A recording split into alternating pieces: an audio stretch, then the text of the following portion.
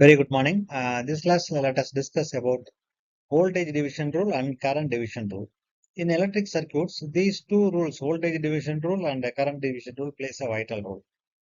In a circuit, we can calculate the voltage and current by using any method.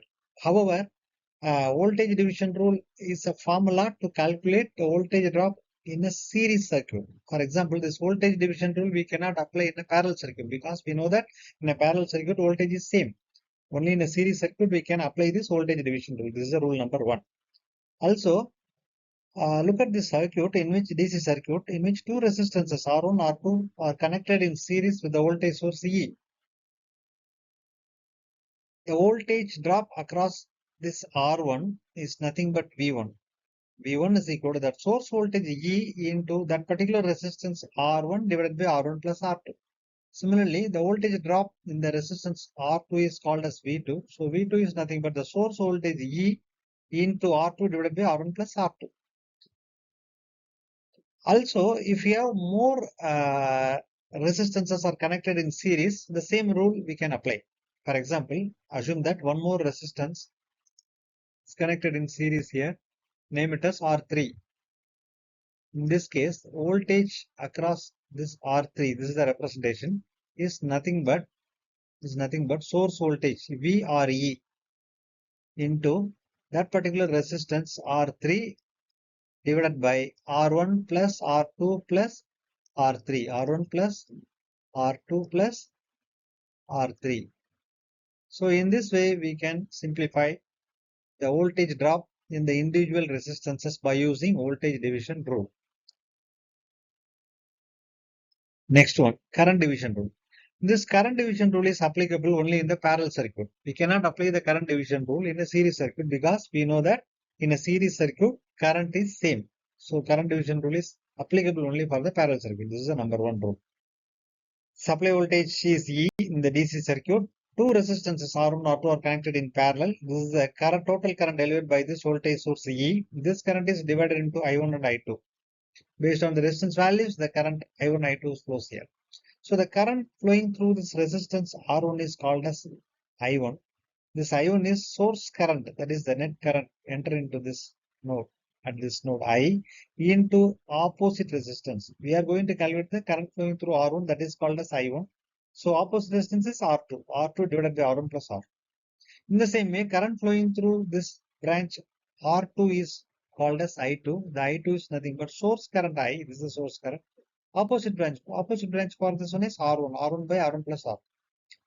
Now assume that one more resistance is connected in parallel with this existing two resistances, name it as R3.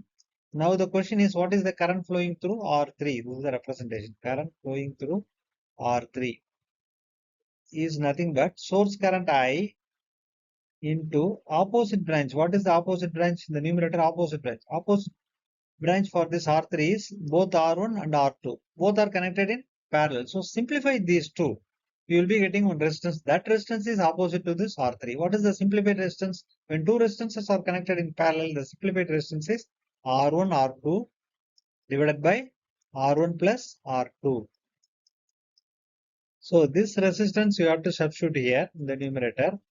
The denominator, this one plus this R3. So in this way, we have to calculate the current flowing through R3 by using current division rule.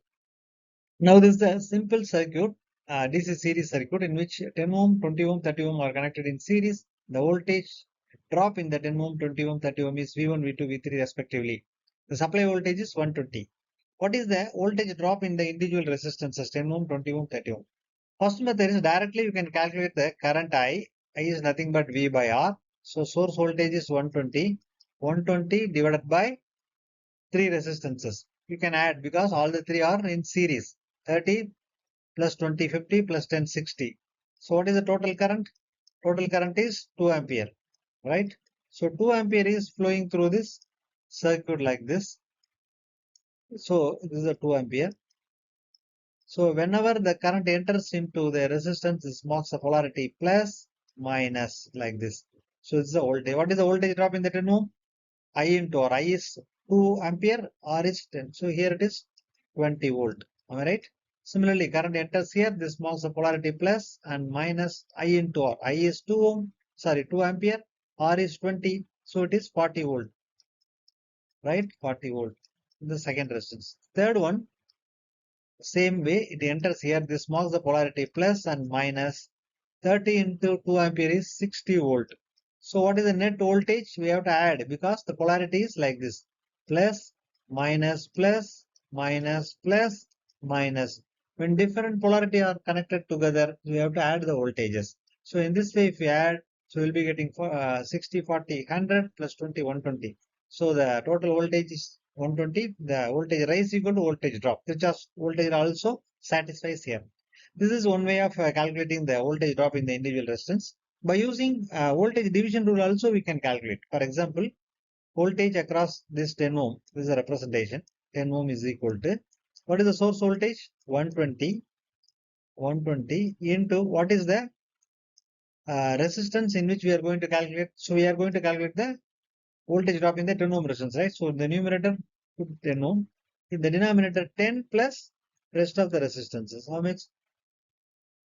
10 plus 50. Right?